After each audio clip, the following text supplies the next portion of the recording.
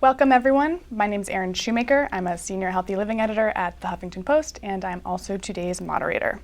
Today we're talking about hormone-altering chemicals with a focus on how those chemicals affect fertility, as well as male and female reproductive health. Today's event is presented jointly with the Huffington Post and is part of the Andalou series on current science controversies. We're live streaming the event on the Forum and Huffington Post websites, and we're also streaming it on Facebook. Our panelists, starting from my immediate right, are Russ Hauser, acting chair of the Department of Environmental Health at the Harvard T.H School. We have Tamara James Todd, assistant professor of environmental, reproductive, and perinatal epidemiology at the Harvard T.H School. Nika Leiba, deputy director of research at the Environmental Working Group. And then joining us remotely, we have Pete Myers, founder, CEO, and chief scientist at Environmental Health Sciences. Our program will include a brief Q&A, and you can email questions to the forum at hsph.harvard.edu. You can also participate in a live chat that's happening on the forum website right now. Russ, if you want to start us off, what are some of the big concerns here? Sure, thank you very much. And happy to be here. I think what I would do in terms of kind of setting up the forum is just talk a little bit about what endocrine disruptors are, what the endocrine system is, and some of the health outcomes that may be related to endocrine disruptors, and then why are we potentially concerned about human exposure to endocrine disruptors. So first of all, endocrine disruptors are chemicals that interfere with the normal hormonal system, normal hormonal action in the endocrine system. So some endocrine disruptors can mimic hormones, they can block the action of hormones, and there are even some chemicals that may alter the metabolism of our normal endogenous hormones. So the endocrine system is important for many different reasons. It's very important in terms of growth and development, and so it has functions both during fetal development in children, all the way to adulthood. It's important for reproduction, so in relation to male and female fertility, which is the topic of today's forum. It's important in immune function, metabolic health, which has relationships to obesity, diabetes. So endocrine disruptors are considered to be chemicals. There are synthetic endocrine disruptor chemicals that are man-made, and then there is also natural compounds that are endocrine disruptors. And there's broad classes of endocrine disruptors. Some of the endocrine disruptors are persistent chemicals. So what that means is that they have long biological half-life. So when they get into us, they may last for months or years. And then there are other endocrine disruptors that have very short half-lives. So some of the endocrine disruptors with very long half-lives include dioxins, furans, PCBs, which are polychlorinated biphenyls. There's also long-lived flame retardants, polybrominated diphenyl ethers, which have half-lives of months to years as well. There are also endocrine disruptors that have short half-lives, excuse me, and these are considered non-persistent chemicals, and these include chemicals such as phthalates, bisphenol A, and some pesticides. There are also flame retardants that are short-lived, and these are the phosphate flame retardants. And by short-lived, I mean they have half-lives of hours in our body. So why are we concerned with human exposure to endocrine disruptors and effects on health? We know that there's literally tens of thousands of chemicals in commerce. Numbers thrown around include approximately 80,000. Most of these chemicals have not been tested for effects on human health. Very few of them have been very well studied, and even fewer have been studied in relation to effects on the endocrine system. These chemicals to which we're exposed, there's literally many hundreds that are present in our everyday products, which leads to widespread, ubiquitous, general population exposure. So some of these endocrine disrupting chemicals are found in our cosmetics, our personal care products. They're found, or they're used in food packaging and processing materials, building products. They're also used in medications as well as medical devices. So what this means is that there's very widespread general population exposure to literally hundreds of chemicals that may have endocrine disrupting properties. And the widespread general population exposure is to adult men, women, pregnant women, and children. So really all segments of the population are exposed to endocrine disruptors. As I mentioned in the beginning, they can cause a variety of health effects. Today we're focusing on reproductive effects, but they can affect the immune system, metabolism, development, etc. And then I'll just close with one of the final points, is that even though there is general population exposure to these chemicals, our exposure is at very low levels.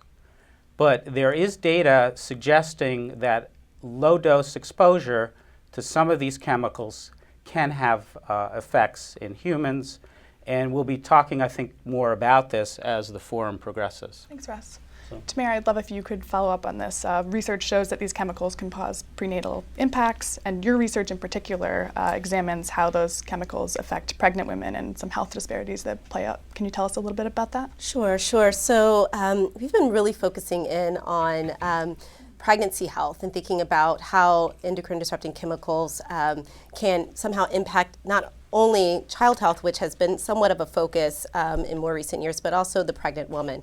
So just to kind of take a step back, about 25% of pregnancies, so a quarter of pregnancies, have some sort of complication. And so that's not trivial. So when you're thinking about that, you're thinking about preterm birth, gestational diabetes, intrauterine growth restriction, preeclampsia. And so there's been an increasing body of research around the fact that really there might not only be kind of underlying genetic factors that are related to this, but that endocrine disruptors as an environmental factor could also be related to many of these pregnancy complications. So one of the projects that we've been really focusing in on using data from two large ongoing cohort studies has focused in on the non-persistent chemicals that Russ just mentioned. So looking at a particular class of chemicals known as phthalates. And these are plasticizers commonly used in cosmetics for some of the kind of lower molecular weight phthalate metabolites and compounds, and then others that are used in food packaging and industrial products. And so what we've been finding is a number of associations that are related to glucose dysregulation. So pregnancy is an increasingly insulin-resistant state.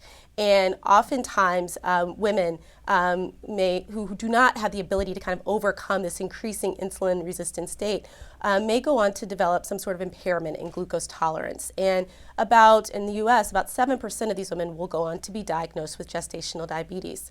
The question is whether or not these chemicals have been associated with increasing glucose levels, and we do see some suggestion that higher concentrations for some of the phthalates actually are associated with higher glucose levels.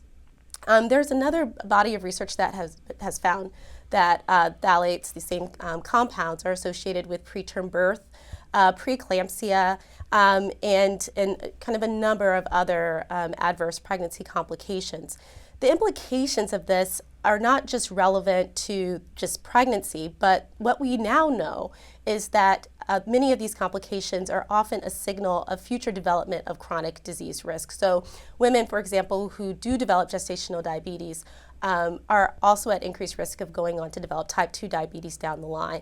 And so it's really important to think about these chemical exposures in the context not only in pregnancy health, but what does this say or suggest for future disease risk?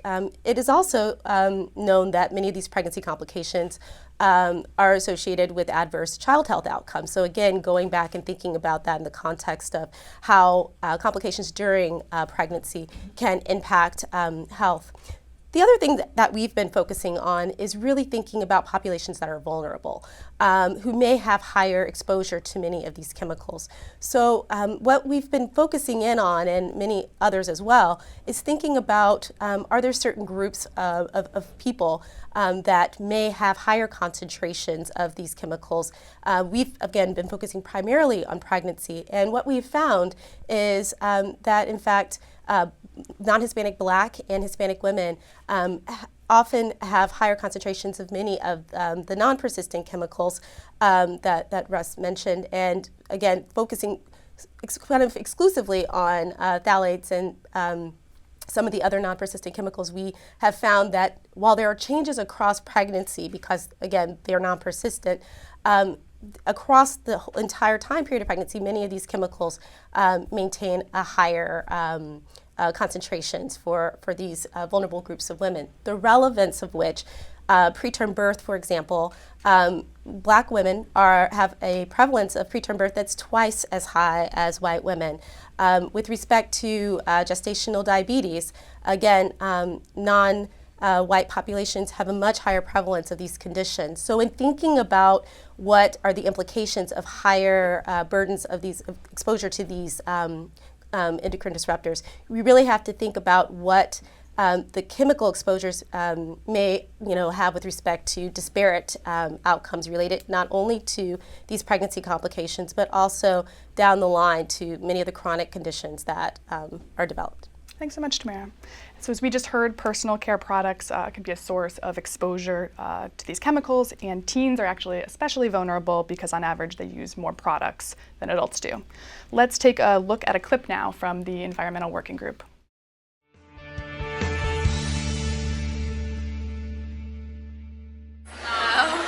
No, honestly, no. No. No. Maybe just like good smelling stuff. No. No, I have no idea.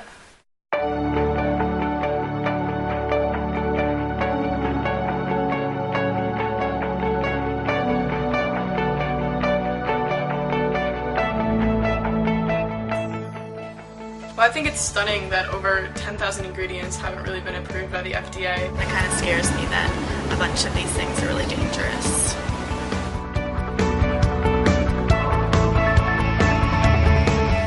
Well, now that I know that chemicals I'm putting on my body are illegal in other countries, it worries me a lot that they're legal here. And some of this information makes me feel like I can't trust what I read on labels anymore. Nika, so as the video showed, the Environmental Working Group has raised concerns about these issues. What have you found, and can we talk about personal care products first? Certainly. Yeah, I think the opening of that video is how many personal care products do we use every day? And I don't think most of us know the answer to that, or how many chemicals we're exposed to through the use of those personal care products. So it's a really interesting question.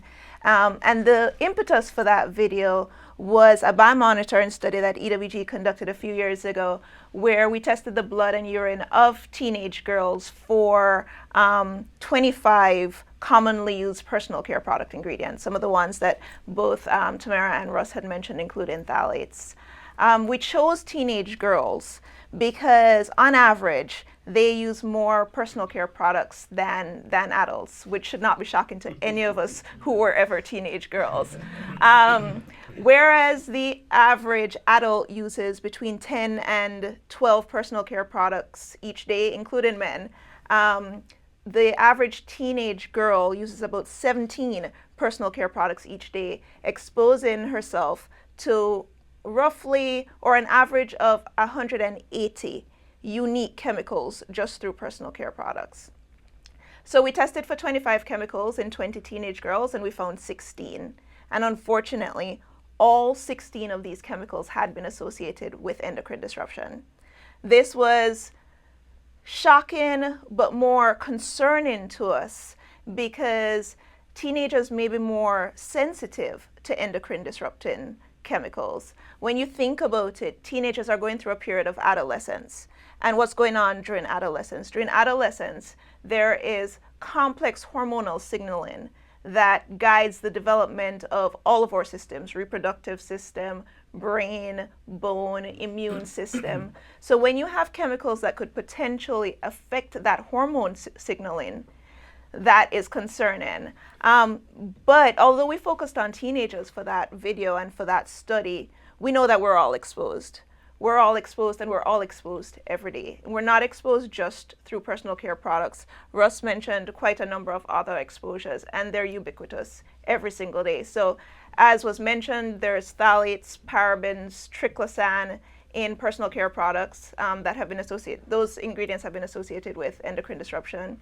And then in food, you have propylparaben and BHA, for example. Food packaging, we all have heard about bisphenol A, and now who knows about bisphenol S? Not sure, right? In water, we've found atrazine and perchlorate. Again, both have been associated with endocrine disruption. Russ mentioned that our couches may be covered or treated with flame retardants that are associated with endocrine disruption. PFCs, or poly or perfluorinated chemicals, cover or non-stick cookware and or waterproof clothing. I mean, the exposures, again, I can't say this enough, are ubiquitous. So in order to tackle this issue and other environmental health related issues, the Environmental Working Group, the nonprofit research and advocacy organization that I work for, we take a multiple pronged approach. So on one hand, we push, well, this is going to be three hands because it's three approaches, but on one hand, we push for more health protective policies. On the other hand, we educate consumers about the issue, about endocrine disruptors and other chemicals of concern that they're exposed to, while offering solutions where solutions exist. Because I won't kid you, sometimes there's not a ready solution, but when there's a ready solution, we'll offer it. And on the third hand, we push for market change. Participating in forums like this is a really important part of our approach as well, because it's crucial that we have open dialogue about what the issues are, really delve into the science, and then as a group we discuss possible solutions. Thanks so much, Nika. So we have Pete joining us remotely. Pete, what's your perspective as scientist and CEO? Well, first of all, thank you for letting me come in from Europe for this event. No, thank you. It's a pleasure and an honor to be here. I would like to begin, I'm going to take a somewhat 30,000-foot view of all this. I've been working on endocrine disruption since the 1980s, and I've seen some big trends unfold. So the Antelope series is on current scientific controversies. So in science, there are debates. There are legitimate scientific agreements about many details of endocrine disruption. But the World Health Organization has concluded just within the last few years that EDCs are a global public health threat. That's not controversial, at least within the scientific community. The lead scientific medical association working on endocrine disruption is the Endocrine Society. 18,000 endocrinologists around the world, 70% of whom are physicians. The Endocrine Society has said this is one of their major public health issues.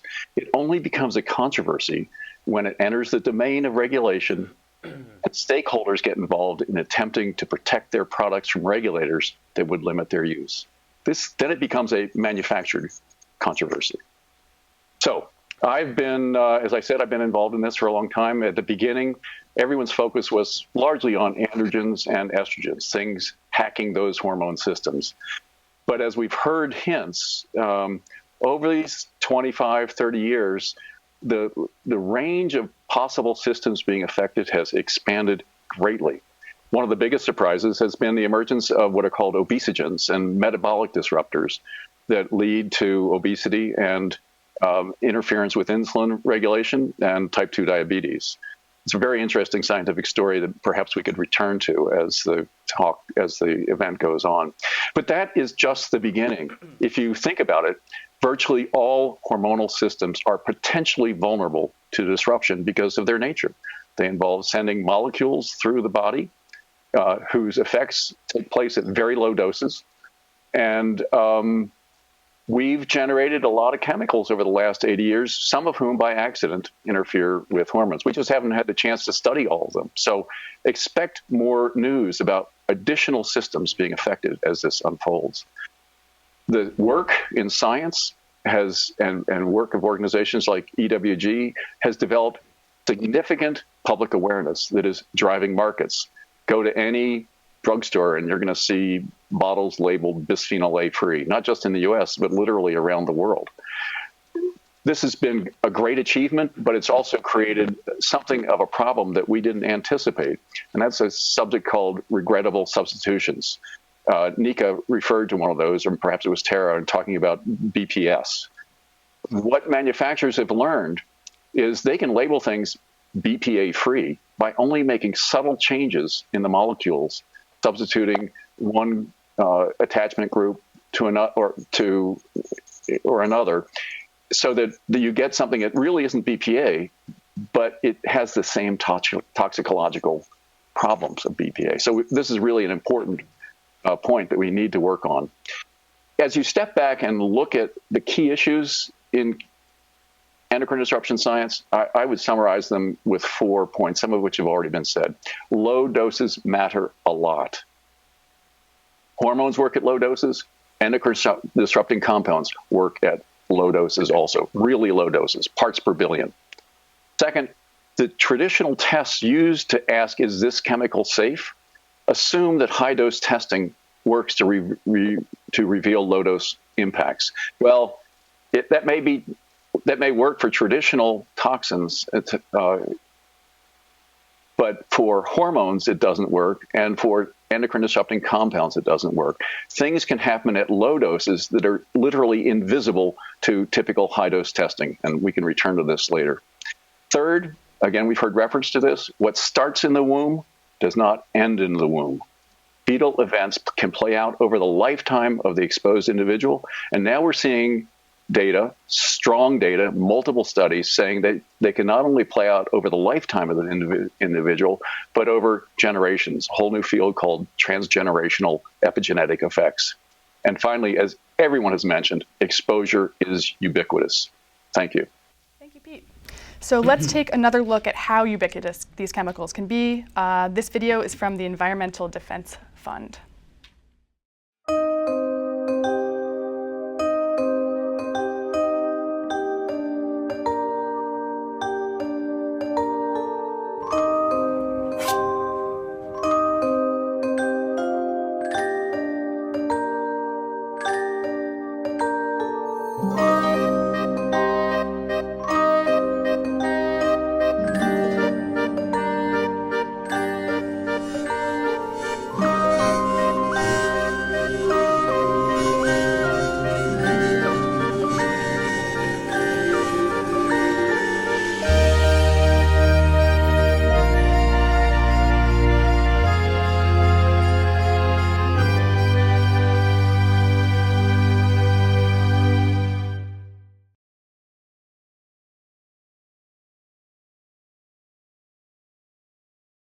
That clip touched on action consumers can take and highlights the Environmental Defense Fund's resources. Nika, your organization, the Environmental Working Group, has programs geared to help consumers. Can you tell us a little about them?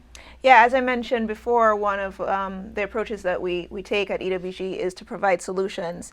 And we have, over the years, EWG is more than 20 years old, but we have a number of databases or searchable resources where you can look for personal care products that don't have ingredients that have been linked to adverse health impacts. That's our Skin Deep database. So in that database, we have about 70,000 personal care products, and all of them are rated based on the presence of ingredients that have been linked to adverse health impacts, like I said. We have a similar database for cleaning products, household cleaning products, the Healthy Home Guide, and we have something similar for food. And that's just a small selection of some of the things we have, but there are resources out there that can help with certain product types. As I said, though, there are things that we can't necessarily have an easy solution for. Air quality, you know, sometimes you're going to breathe the air outside, you have to, or you still die,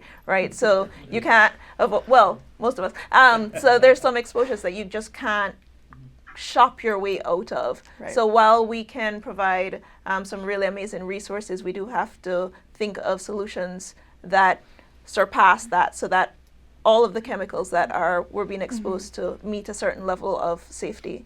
Absolutely. I mean, I'd love if you could kind of delve into that a little more. Like, how do you balance that consumer education with regulation? Because like you said, we can't just buy our way out of this. So I think we do both at the same time. We have a government affairs team that pushes for stronger regulation of chemicals in our environment. Regulation moves slowly, sometimes more slowly than other times.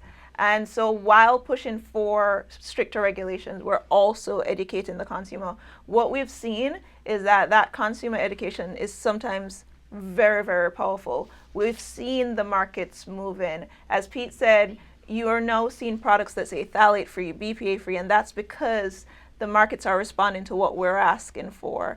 And so what we advise consumers to do is become empowered by being informed and making purchasing decisions based on this new knowledge. Mm-hmm. Pete, is that something you could speak to? Why has regulation moved so slowly? What's going on? Well, there are many reasons why regulation has advanced very slowly. The big one is money. There's a lot of money at stake. If regulators were to act on the science we have in hand now, it would require multiple products to be taken off the marketplace. And there are games that people play to try and make that not happen. Bisphenol A, for example, last estimate I saw from a few years ago is worth about $700,000 an hour in revenue. That pays for a lot of lawyers. It pays for a lot of misrepresentation. And if we had agencies that were immune to those types of pressures, well, I think they would act on the science. But they're not, for multiple reasons, having to do with the revolving door. One FDA employee that I debated with several years ago, who claimed that non-monotonicity, this low-dose effect being different from high-dose effects, now is making serious money as an employee of one of the lead law firms that manufactures doubt about chemical products. So we face a system that makes the movement of science into regulation move very slowly and sometimes move backwards. Mm-hmm. And I know there was a big change last year to the Toxic Controlled Substance Act. Could you, Nika, maybe explain a little bit about what that is and how it changed? Yeah, the Toxic Substances Control Act is one of the major federal statutes that governs thousands of chemicals that we're exposed to every day. It was introduced in the 1970s and it was reauthorized last year. President Obama signed it in 2016. The old TSCA, pre-reauthorization, was a dinosaur in terms of it did not allow, or it did not give the EPA ability to ensure that products were tested and safe before they hit the market. As many have said, that means that we are in fact the guinea pigs, so that the chemicals are being tested on us as we use the products. And I think you had mentioned this, Erin, nobody wants to be called a guinea pig. No. But the reauthorization gives the EPA some more oversight and more powerful tools to monitor chemicals. They now have to do systematic review of chemicals in commerce and ensure or check to see if these chemicals meet a safety standard, and if they don't, they're supposed to limit their use. Obviously, there are loopholes and inherent questions within this, how many chemicals, and there are ways to slow this process down, but the fact that it was reauthorized does give us a little bit of hope that some of the chemicals that we're routinely exposed to will be tested. Yeah, I mean, that sounds very encouraging. It also happened under Obama. What do we think about, and this could be for you, Nika, or for you, Pete, what do we think about the changing administration and some of the deregulation that's going on? What could happen? Go ahead, Pete. Go ahead, Nika. Oh. Don't all answer at once. So I think that it's interesting. I'm interested to hear what Pete has to say as well. We don't know necessarily what's going to happen with the new administration. Some of the nominees, though, that have been tapped, such as Scott Pruitt, who has been tapped as the EPA administrator, concern us. He has taken some actions, especially when he was the Attorney General of Oklahoma, that weren't necessarily protective of the environment. While he was the Attorney General of Oklahoma, he participated in lawsuits against the EPA to block their air standards for reducing mercury emissions. When he was in the AG's office, for example, he also banned their or put a stop to their environmental protection unit, taking the budget down to zero. And so there are a lot of things that make us particularly concerned about some of the nominees. But we also like to think that our issues, especially when it comes to public health, is a bipartisan issue. Everybody wants clean air, everybody wants clean water. So we'll continue to push for those things, but at this time we also think it's more now than ever that consumers take that role. You know, I think the government has in the past done that game where it's like, not me, you know, and now the industry is saying, not me. Well, now it's us. So we have to become educated about these issues and make educated decisions until something else happens. Right. I'd love if you could jump in here, Russ. Sure. What are some of these, what are some resources for everyday people to use who are, you know, concerned about either their reproductive health or fertility or just, you know, chemicals? Well, I can answer that, and then I was taking a few notes. I wanted to add a little bit to what others were saying. So, I mean, I agree that, you know, what EWG publishes in terms of listing products that may have specific chemicals in it that may be endocrine disruptors is helpful. The difficulty there, though, is you're putting the burden on the consumer. The other thing is products are continually changing. So they may, you know, this year or this month, they may have a certain chemical in the product, and then 6 months later, they may remove that chemical, and that may have to do with, you know, economics, et cetera. So when you look at the EWG website, you know, you may say, well, these chemical or these products may not have these chemicals. You're not sure 6 months or even a year later. So I think, which I think all of us agree, that there needs to be better testing, and it really needs to come from you know, the federal government, that the burden should not be put on individuals.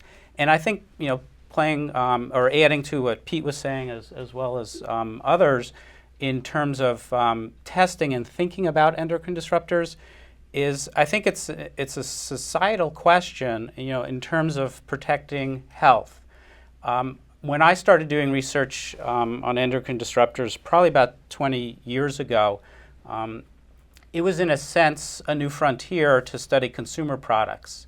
Environmental health had focused a lot on what's in our air, what's in our water, and I think over the last 20 years, and I think Pete would agree, the public and the scientists have become much more aware of all of the chemicals that are in the products that we put on our bodies every day, and that these chemicals are really not tested.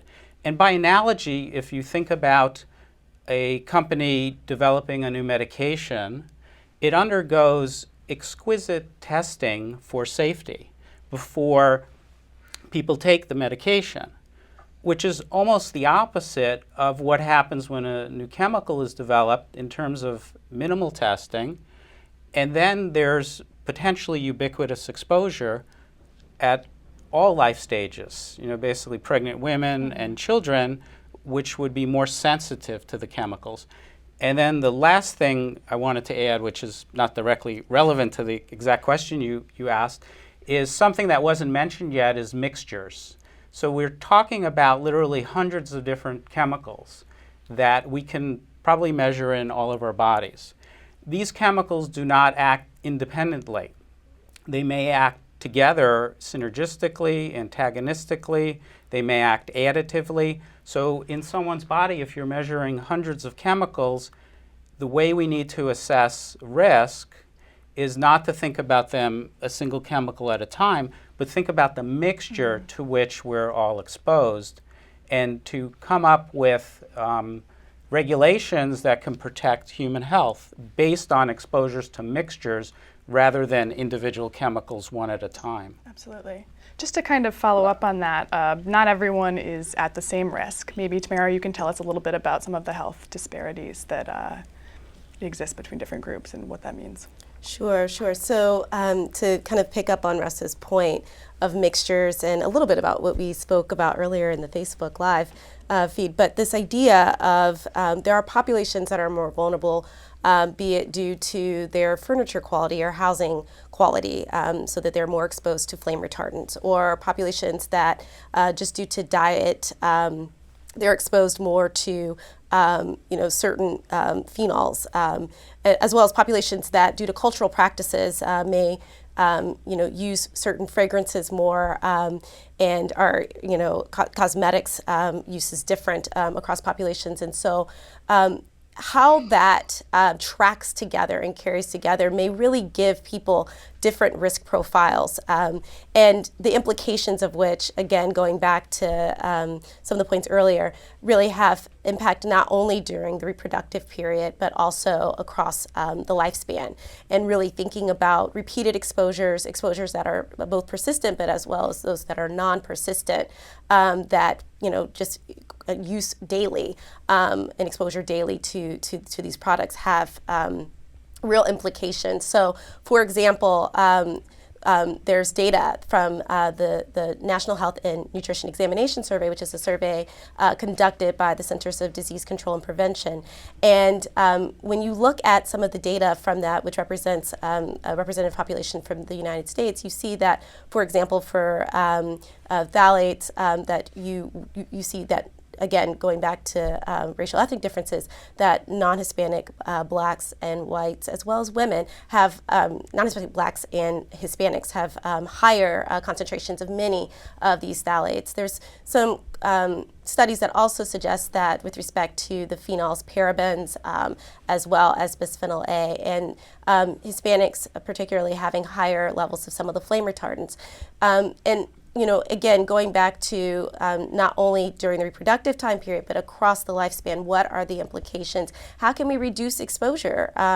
Is that going to be consumer driven? Is that going to be driven by policymakers with respect to these vulnerable populations? I think is also critical to add to this discussion. Yeah, I'd love if you actually could even talk a little bit more about how to reduce exposure, especially for some of these vulnerable groups. Like what can they do to reduce their exposure?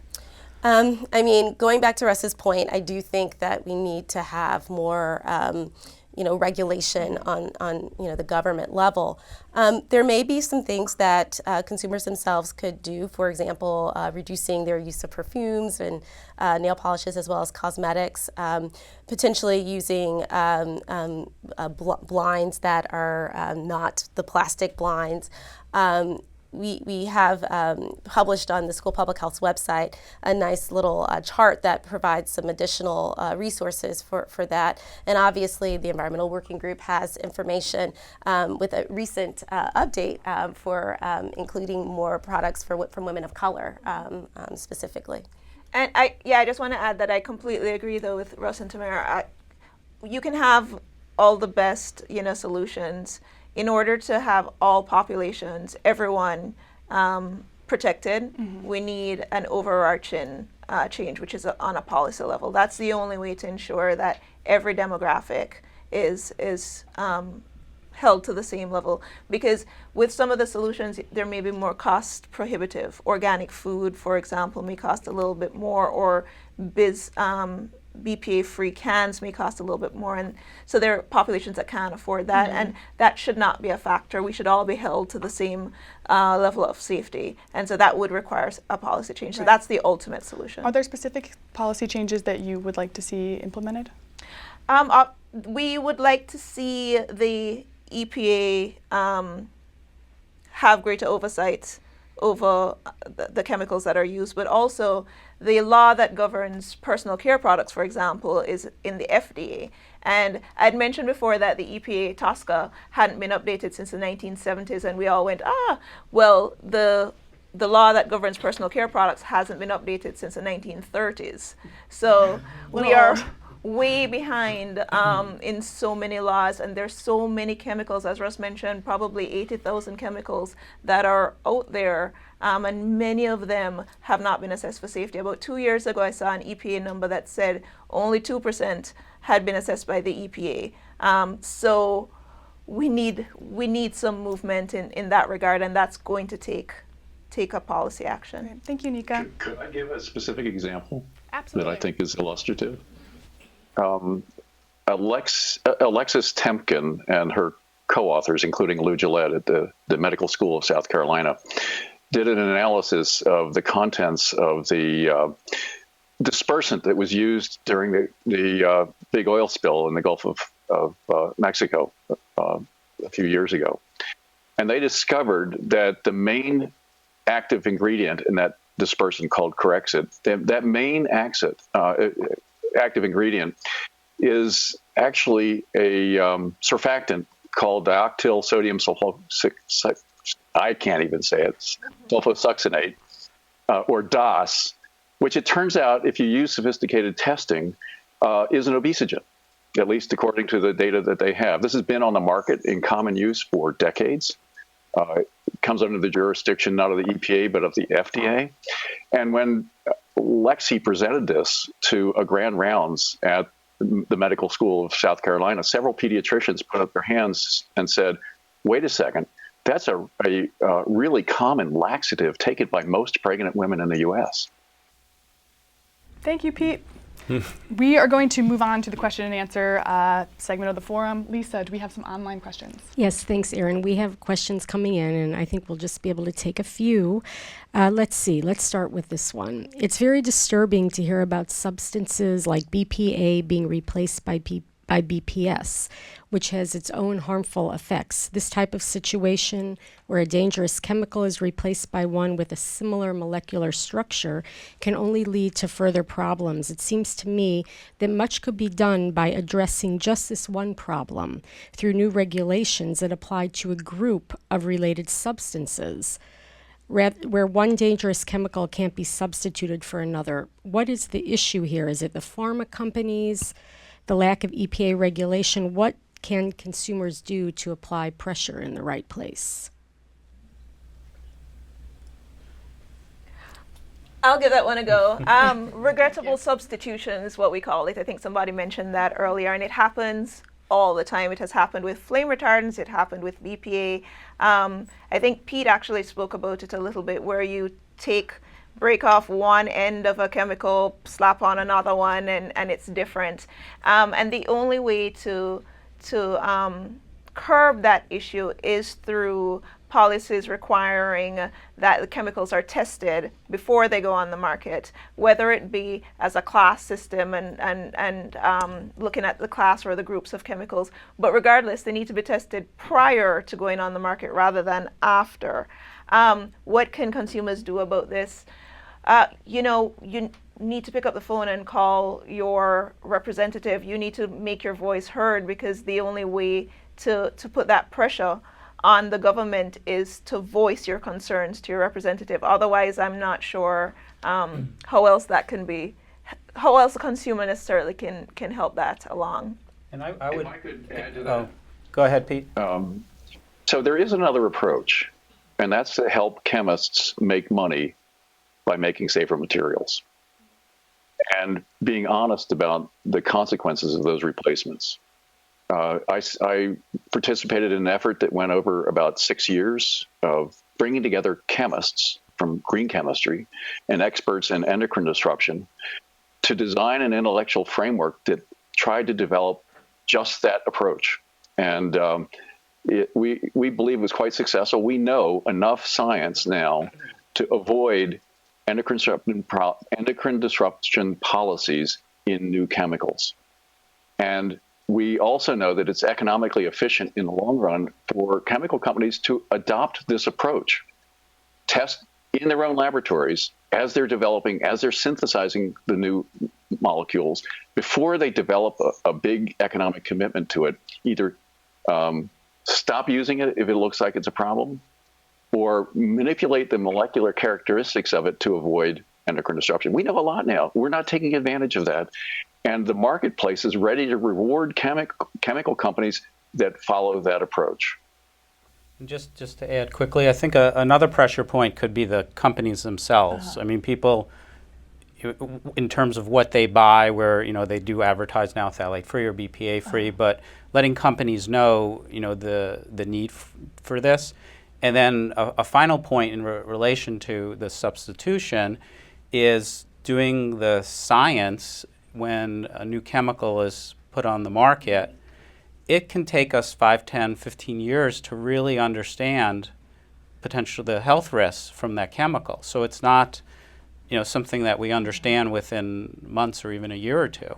So once that chemical is introduced into the market, you have, again, that widespread exposure, and it takes science a long time to catch up to really understand. So if you do similar to what Pete was saying, in terms of when you're developing the chemical before you're introducing it, is to ask these questions.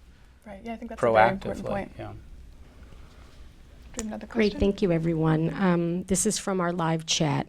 1/4 of pregnancies have a problem. Did I hear this correctly? This seems remarkably high. Can you tell us more about this? What was the problem rate 20 years ago? So that has been increasing over time. And so data from a number of sources, at least here in the US, have been showing that, that quarter of the pregnant population is a pretty robust number now. That certainly was not the case. I mean, you think about something like gestational diabetes, where 20, 30 years ago it was more like 3% of the population. Now, depending on the population you're looking at, even here within the US, overall it's 7%, but it can be as high as 14% in some populations. And that's alarming. It's not something, oftentimes it's said, oh, maybe there's something attributed to genetics. This is not something that is genetic. This is something that certainly is environmental, and it's a possibility that certainly these chemical exposures, as a number of folks mentioned, known to be obesogens, known to be metabolic regulators, that they really may have some influence on some of these pregnancy complications. If I could add to that, it's not just the problems that take place during pregnancy, it's also challenges to becoming pregnant. A recent study came out of China, brilliant study, huge sample size, showing that over 15 years, the percentage of men qualifying as sperm count donors declined from about 50% to 20% in just 15 years. That's a problem in fertility. And it's actually predicted by a robust literature coming out of many different laboratories, including Russ's, that link sperm problems with endocrine disrupting chemicals. Thank you.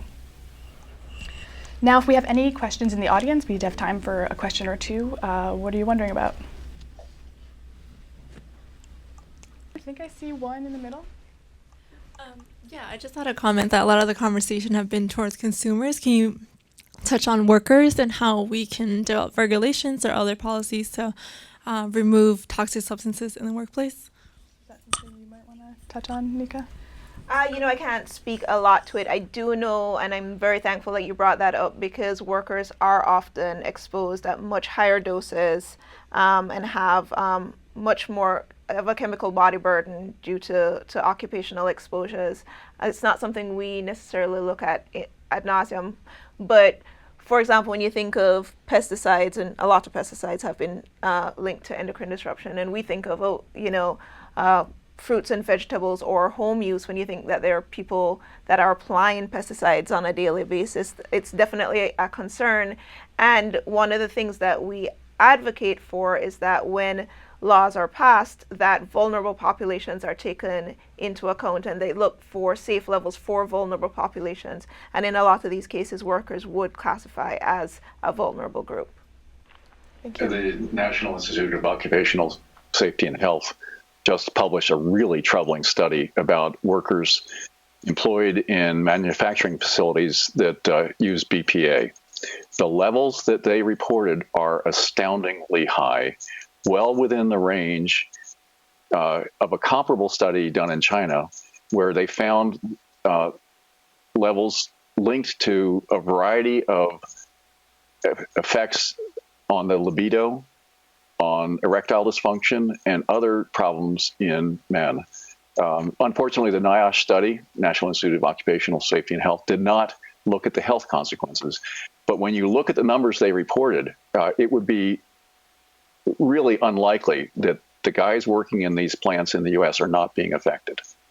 And just one more thing to add there, we also, as Pete mentioned that example, I thought about salon workers and hair care workers. I know when the formaldehyde-laced hair straightening treatments, the keratin treatments, those are a high percentage of formaldehyde, which is inhalable carcinogen.